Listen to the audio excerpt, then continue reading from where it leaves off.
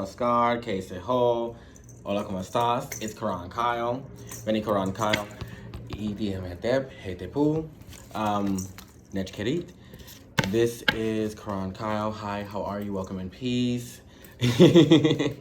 And I'm going to continue the astrological reading for September 25th through October 1st because the end of Mercury retrograde is going to be October 2nd, 2022. So I'm just giving you the astrological readings for today up until October 1st. And I'm just giving you a little advice here. Some things I learned from numerology, some things that I learned from astronomy and astrology.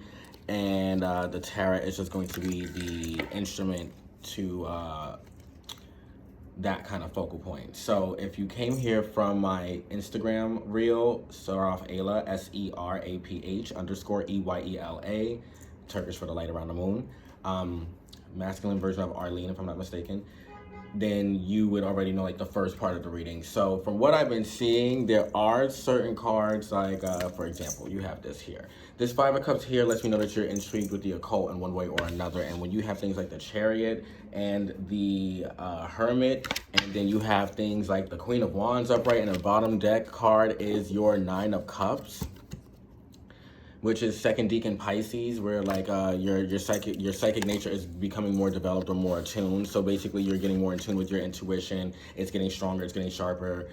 Your other innate gifts, like being able to determine certain energies or determine danger or determine what's for you, what's not. Clairsentience, which is like the broader terminology for empathy. Empathy is like a branch of clairsentience, to clearly feel something, even down to like what is that a gift called again, like clairgient or clairtangency or something like that, like where you can touch an object and you know exactly who it came from and things like that. Like, yeah, those kind of gifts work on like empathy and clairsentience, like to clearly feel something spiritually for what it is, or psychically feel who it belonged to and whatnot, as if like you're physically feeling it yourself sometimes. So those are certain other kind of gifts. Of course, everybody knows about clairvoyance, like having visions, you know, having good insight on things. There are also other gifts like clairaudience, where you could hear other realms, hear other beings, hear other entities. Sorry, my apologies, my PJ. I have baby budgies, so sometimes they get a little antsy when I'm doing divination, when I'm doing readings. I don't know why. They just want to be stars.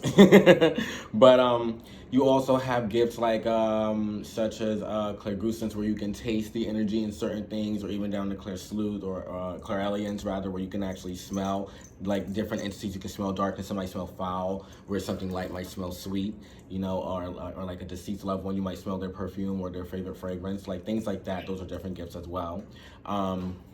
And then you just have things like claircognizance, where it's just like you just know things and you don't even know that you know it or know how you know it. You just end up speaking on it, and people would like give you like credibility for your accuracy and and like how factual it is, you know. So those are some other like psychic gifts that we're also born with, or psychic senses that others are like, you know, more privy to here and there. And with the card like the Chariot card here, you are realizing that you're more like of a receptacle to the celestials above, like you are a divine receptacle. So like you're basically either doing more prayer, more meditation, or doing more of your own occult work to but also like getting deep within yourself. You have the influence. So to get into the correspondences here, we have Mercury retrograde wrapping itself up. If I'm not mistaken, it's Mercury retrograde in Virgo now. Now that we're here, I believe it's now in Virgo. You have Saturn that is retrograde in Aquarius. You have Jupiter retrograde in, oh, don't quote me, I don't want to get it wrong. It'll likely come back to me later. I believe Neptune is retrograde in Pisces, Uranus is retrograde in Taurus, and Pluto is retrograde right now in, I want to say Aquarius as well, or either Capricorn. It's retrograde in Capricorn. So yeah, Jupiter is retrograde in what right now? I kind of forget. Well, in any case, it'll come to me. It's bothering me that I don't recall. Aries, boom. I believe it's retrograde in Aries at the moment. So ironically, all that in one way or another came up, or like at least majority of it. So first card is the strongest card. Whoops, dropped it by accident. It was the Five of Swords upright. So here you have first deacon Aquarius right here. Here with the King of Swords, you have first deacon Libra. So right now, this is the time for you to be more altruistic, as I stated earlier in my reel on Instagram. This is the time for you to be more altruistic with the people that you work with or with the people that you are trying to convince or get to be on your side, because anything dealing with any kind of like legality or legal system or anything like with the law, you might as well like maintain your cool right now so you can get more people to side with you and have the justice or the law lean in your favor. Whereas if you've been acting out lately, okay, so, you know, there may be certain repercussions, but again, as long as you maintain your cool and explain things from a centered state and you remain true to who you are, things will work in your favor for you. So there's no need for you to worry about anything. Again, first deacon Aquarius, first deacon Libra. There are some changes and responsibilities that you have to face. There are maybe some travels and things like that, but just know that right now is the time for you to believe in yourself and stay true to yourself, and that's what's going to pull you through. Now, with this first deacon Scorpio here, you're, no question, guys, you're coming out of a place of regret. You're coming out of a place of darkness. You're not wasting time on focusing on what did not work for you. You are now focusing more on what you have and moving forward with that onto like what you're going to gain in your life. So even if people came back into your life from the past, they might not serve a big purpose for you, but they may have just come back temporarily or just for now. Like, you know, if not temporarily, they may have come back, but they don't serve a major influence to anything. In other cases, there may be small material gains. There may be some small losses, but don't let these setbacks or small gains get you down. Just keep focusing on your intuition. And if you're doing practices to sharpen your intuition, trust me, you're already on point. You're already aware. You already possess what some would call consciousness awareness to a degree, if not to a high degree for others. Again, this is because of that interest in the occult right here with the first deacon Scorpio. So you're passionate about certain things, and you're willing to even go into the arcane to explain reason or to find deeper meaning in your passions, or to put deeper meaning into your passions. Now, you also end up getting the Chariot reverse, which is the moon and Cancer with representations of certain other signs, like especially things like the Gemini on the shoulders, which would be more so right down here. Apologies, I forgot it's reversed. You're going more into your protective shell so you can get more in tune with whom and what you truly are. So that would mean that you are getting more in tune with being your true self, the true consciousness awareness, the true Jiva, the true Atman, the true soul, the observer of the thoughts and the observer of the mind, the willer of the mind and manipulator of the body, you know, being the spirit or being the soul that is the consciousness to the awareness of the spirit, which is, you know, using the mind as a bridge to command and traverse throughout the material world. I apologize. Sometimes English gets me. It's my first language, but it still gets me sometimes with everything else I've been learning. When you see Sun in Virgo, Hermit card next to this Chariot, again, you are going within yourself. Whatever's been going on in your life as of present, you're moving forward with your head held high so you can focus more on who you truly are and move through this world being the true person that you are. And you had to realize a certain life lesson, most likely during Virgo season, even extending till now for sidereal Vedic Virgo. We would not still be in Virgo, will we? We're now in Libra for Western, for natal. So yeah, definitely we would still be in Virgo season for sidereal Vedic. So yeah, even Sun Virgo till now for sidereal Vedic, for those who are more in the Eastern natal birth charts and whatnot, or the Eastern birth charts rather. That life lesson for you that may have happened for some Westerners a few months back in August, that life lesson is extending for you even now. So you're probably still in the midst of like sequestering oneself so that you can focus on your true Atman, your true Jiva, your true soul. not just your spirit, like your human spirit that is incarnate, or whatever spirit you are that's incarnate, but also like the actual everlasting soul. Because me personally, I differentiate spirit from soul for different reasons. But like you're getting more in tune with like introspecting on your life lessons, and introspecting on what led you to this disappointment in the first place, your own actions and others' actions, and what about your perspective and your thought process needs to change, so that way you won't ever experience this kind of disappointment ever again. Five of Cups reversed. Okay, the Hermit upright, Sun in Virgo.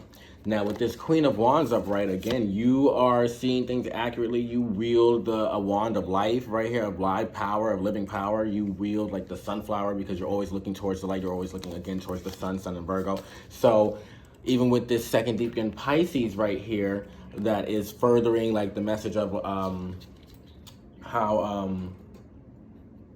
oh wow, if Jupiter's not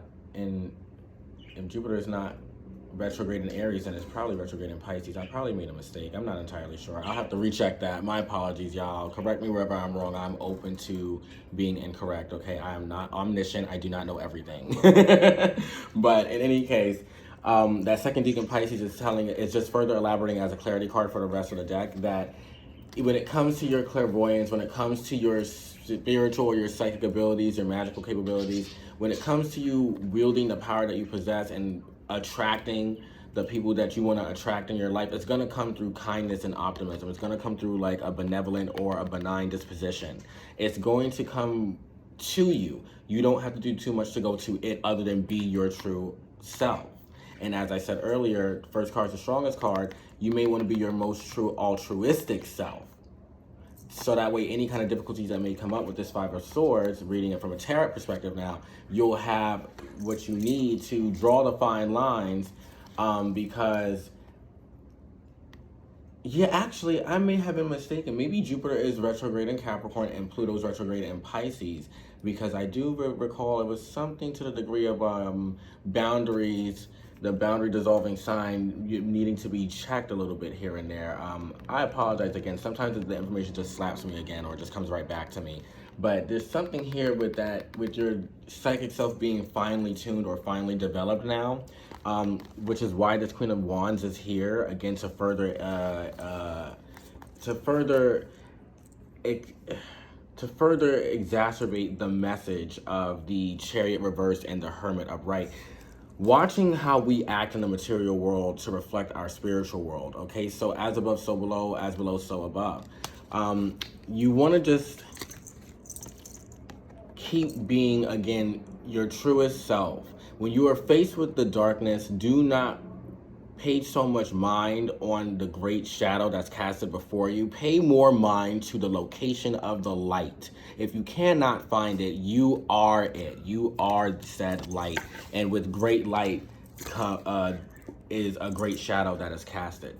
Usually with great light with a great shining light, there is usually a great shadow that is going to also be casted. And the closer you get to that light, the greater the shadow will be. So that is why I'm saying, with whatever kind of impulsive natures we may be having now at this time, due again here to this Five of Swords upright, due to this first deacon Aquarius, whatever kind of impulsive nature, again with this second deacon Leo, with second deacon Aries, which is Leo deacon for the second deacon Aries. With that impulsive nature, just be mindful of what you're doing and what you're saying, because the power of words and the power of silence is very, very intense, and it's very extreme when you utilize your words with occult knowledge, or when you utilize your words with occult intention, or when you utilize your thoughts or your actions even with occult knowledge and or intentions. This means studying things outside of the Holy Scriptures. This means studying things within the Holy Scriptures by any traditions or any cultures. Basically, again, the occult, the hidden, the arcane, the hidden, the esoteric, the not so well known by the masses, okay? So if you're into those kind of things, it's not always going to be something dark. But then again, when it comes to darkness and light, what's the real difference? They're two sides of the same coin.